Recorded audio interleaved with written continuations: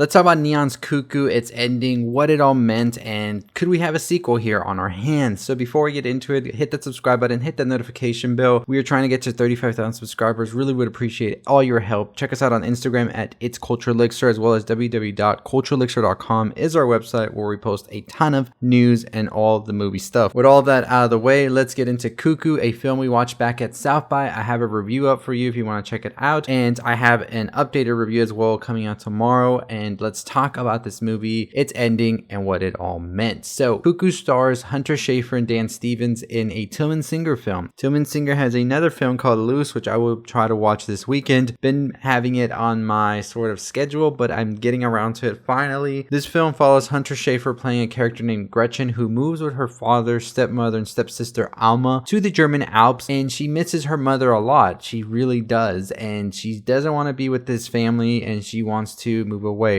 This is the character Gretchen, of course. But Gretchen's father came here to work with Mr. König, who is this weird German man, and that's the best way I can put it, played by Dan Stevens, who goes full-on outlandish, cartoony villain German man, Mr. König, who owns this resort, and Gretchen's father is going to be helping him design some new stuff and all of that around the resort. It turns out that Gretchen's father has a long relationship with Mr. König, as he actually spent his honeymoon with his wife years ago. And Gretchen, however, isn't happy to be here. She doesn't really like this whole situation, which I like the whole United States and European clash of worlds and all of that happens throughout, but it also is more of a thing of Gretchen really feeling uncomfortable with Mr. König and the way he acts, which is a very eerie part of the film as well. Something I'll talk about as well in another video. We then see that Mr. König, however, offers Gretchen a job at the resort as a front desk associate, and Gretchen soon realizes that this resort is kind of odd. There's a lot of things that happen around that don't really have a good explanation, like people fainting and things like that. Mr. König tells Gretchen do not stay after dark for any reason whatsoever, but one day, you know what? Gretchen decides to stay after dark, and she encounters the hooded woman who has this shriek that feels like it's like a Sonic-esque,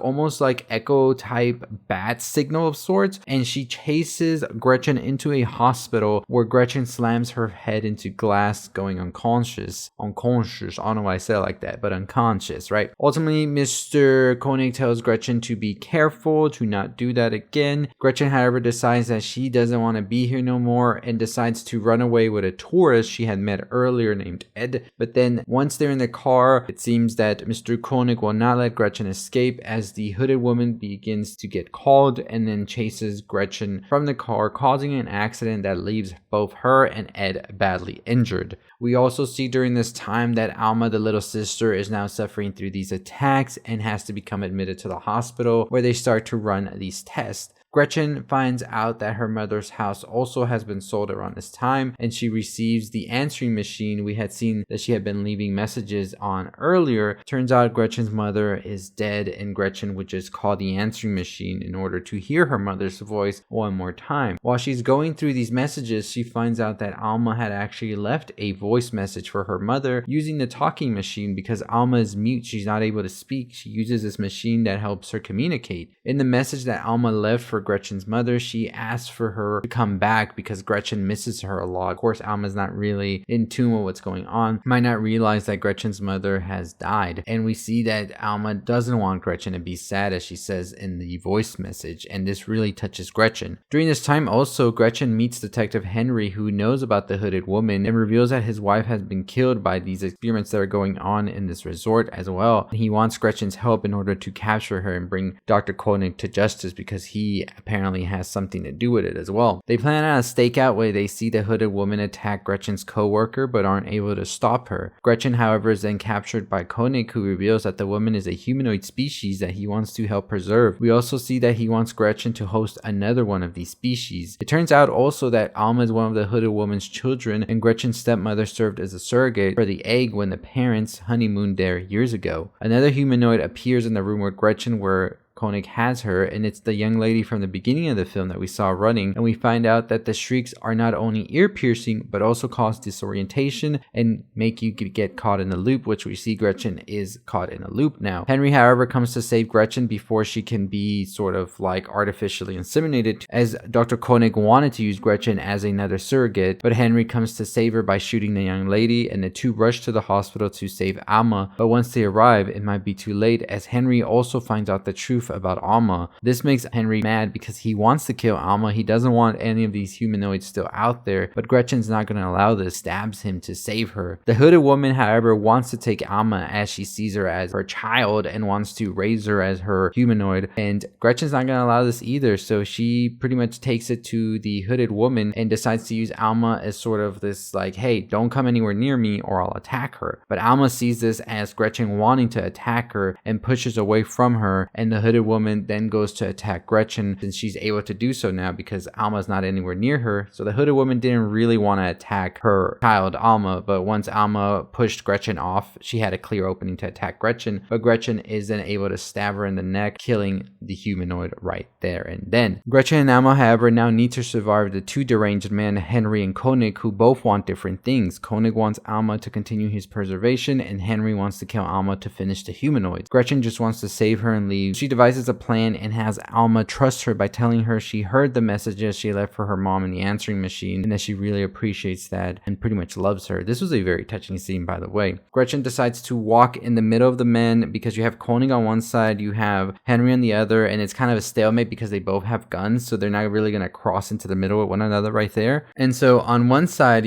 of König, you have Alma, who is being used as a shield by Gretchen, because she knows König will not shoot Alma since he wants to preserve her. And then the other side where Henry is, you have Gretchen being a shield to Alma because she knows that Henry won't shoot her. Ultimately, however, Alma devises a plan herself to save the day by using her shriek to make the man disoriented. She makes Gretchen wear her headphones in order for her not to hear this, and she covers Gretchen's ears so she's not hearing all of these shrieks so that she doesn't become disoriented herself and caught in a loop. The two men are then stuck in a loop as Alma does her shrieks, and Gretchen and Alma are able to escape. Once they get out of the room, we hear two gunshots, presumably the two men killing each other, as Gretchen and Alma head outside where the tourist is waiting for them, and they head on their way to safety, it assumes. Okay, so first and foremost, the title cuckoo, what does it mean and why was it used? It's a very important thing to note that the cuckoo bird works almost like a parasite, and that was one of the things that actually inspired Tilman Singer, he says, when he was watching a special about them. The cuckoos do a whole thing where they make other birds pretty much take care of their young for them, and the way they do this is by sort of something called brood parasitism. Cuckoos are brood parasites. They lay their eggs in the nest of other birds. These cuckoo birds actually make other birds take care of their young, and then ultimately this continues on and on, so the cuckoo bird doesn't really have to do that. And we could get further into cuckoo birds and all that, but that's pretty much what you see here. Is the hooded woman had other women pretty much raise her child, as you see with Alma right here.